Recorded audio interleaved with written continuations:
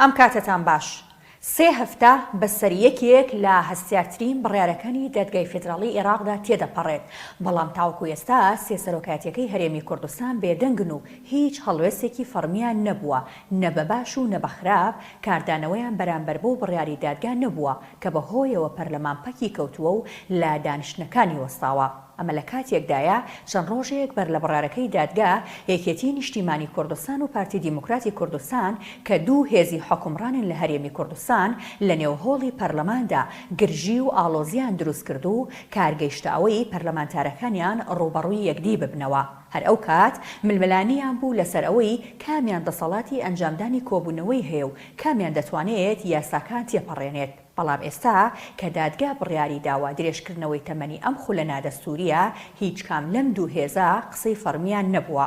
تەنانەت ئەوە لە جوڵەکانیاندا دەخوێنرێتەوە کە پابەندن با بڕیارەکەی دادگاوە، بەو پێی دانیشتەکانیان وەستاندووە. پەرلەمانتارەکان ئامادەکاری بۆ خانەنشینکردن دەکەن. جگەلەوەش سەرۆکاتی هەرێم هیوای بەو کۆمسیۆنە نییە کە لەلایەن پەرلەمانەوە کارا کراوەتەوە و ڕووی لە بەغداد کردووە بۆ ئەوەی کۆمسیۆنی عێراق قایل بکات سەرپەرشتی هەڵبژاردنەکانی داهاتووی هەرێمی کوردستان بکات. ئەگەرچی لەسەر ئاستی باڵای هەردوو حزب هیچ قسەیەکی فەرمی لەبارەی بڕیارەکەی دادگاوە نەکراوە، بەڵام پارتی بەرپرسیارەتی وەڵامدانەوەی دادگا دەخاتە ئەستۆی یەکێتی، وەکو چۆن دوێنێ ئەندامێکی کۆمیتەی ناوەندی پارتی دیموکراتی کوردستان بە زوومی گوت ئەوە ئەرکی سەرۆکی پەرلەمانی کوردستانە کە وەڵامی دادگای فیدراڵی بداتەوە. لیزا خان، پەرلەمان هەڵوێستی لەسەر بڕیارەکەی دادگای فیدراڵی دەبێت؟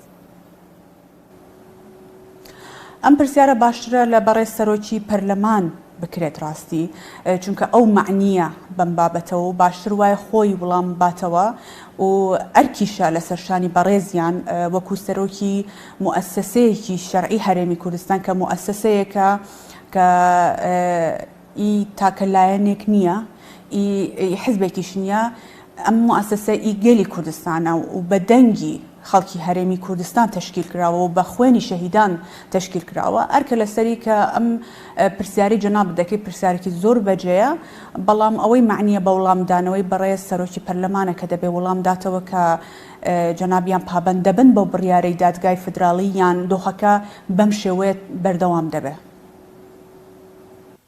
پاش ئەم لێدوانی سەرکردەکەی پارتی دیموکراتی کوردستان زووم لە ڕێگەی سەرچاوەیەکی تایبەتی سەرۆکاتی پەرلەمانی کوردستانەوە زانیوێتی ڕێواز فایاق سەرۆکی پەرلەمان نایەوێت هیچ هەڵوێستێکی فەرمی لەو بارەیەوە ڕابگەیەنێت. یەکێک لەو هۆکارانەی وای لا سەرۆکی پەرلەمان کردووە بێدەنگی هەڵبژێرێت بریتیە لەوەی کە پێی وایە بڕیارەکانی دادگای فیدراڵی عێراق بڕیاری یەکلایکەرەوەن و وەڵامدانەوە هەڵناگرن. ئەمەجگەلەوەی سەرۆکی پەرلەمان وای دەبینێت کە نیشاندانی هەر هەڵوێستێکی سیاسی لەو بارەیەوە کارێکی قورس و فرەڕەهەندە.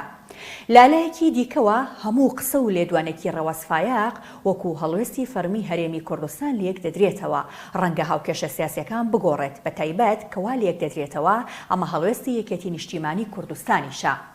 کێشەکە تەنها لە دەوری سەرۆکاتی پەرلەماندا ناخولێتەوە، بەڵکو تەواوی پەرلەمانتارانی گرتووەتەوە و نازانن چۆن مامەڵە لەگەڵ دۆخەکەدا بکەن، بۆیە بەشێکیان ئامادەکاری بۆ خانەنشینکردنی خۆیان دەکەن. ئەو کاتەی دادگای فیدراڵی عێراق بڕیارێکی لەباری نەوتی هەرێمی کوردستانەوە دەرکرد، سەرۆکاتیەکانی هەرێمی کوردستان و حیزب و لایەنە سیاسیەکان دەست بەجێ هەڵوێستی خۆیان ڕاگەیاند و هەندێکیان زۆر بەتوندی دژی وەستانەوە. بەڵام لەبارەی ئەم بڕیارە تازەی دادگاکەوە تاوەکو ئێستا هەرێمی کوردستان بێدەنگی هەڵبژاردووە، نەگوتوێتی قبوڵی دەکەم، ناگوتوێتی ڕەتی دەکەمەوە. بە بڕوای چاودێرانی سیاسی هەرێمی کوردستان نایەوێت ڕاستەوخۆ هەڵوێستی خۆی ڕابگەیەنێت. ئەگەر پابەندبوونی خۆی ئاشکرا بکات ئەوە لە ناوخۆدا ڕوبەڕووی ڕەخنە دەبێتەوە. ئەگەر بە فەرمیش ڕای بگەیەنێت کە پابەند نابێت ئەوە لە ڕووی سیاسیەوە دەبێتە هۆی دروستبوونی گرژی و ناکۆکی لەگەڵ بەغداد.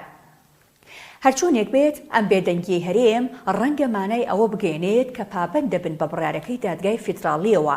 باشترین بەڵگەش بۆ ئەمە جوڵە سیاسیەکانی سەرۆکاتیەکانی هەرێمی کوردستانە کە بێهیوا بوون لە کارابوونەوەی کۆمسیۆنی هەڵبژاردنەکانی هەرێم و ڕاستەوخۆ پەیوەندیان با کۆمسیۆنی باڵای هەڵبژاردنەکانی عێراقەوە کردووە تاوەکو سەرپەرشتی هەڵبژاردنەکانی داهاتووی پەرلەمانی کوردستان بکات.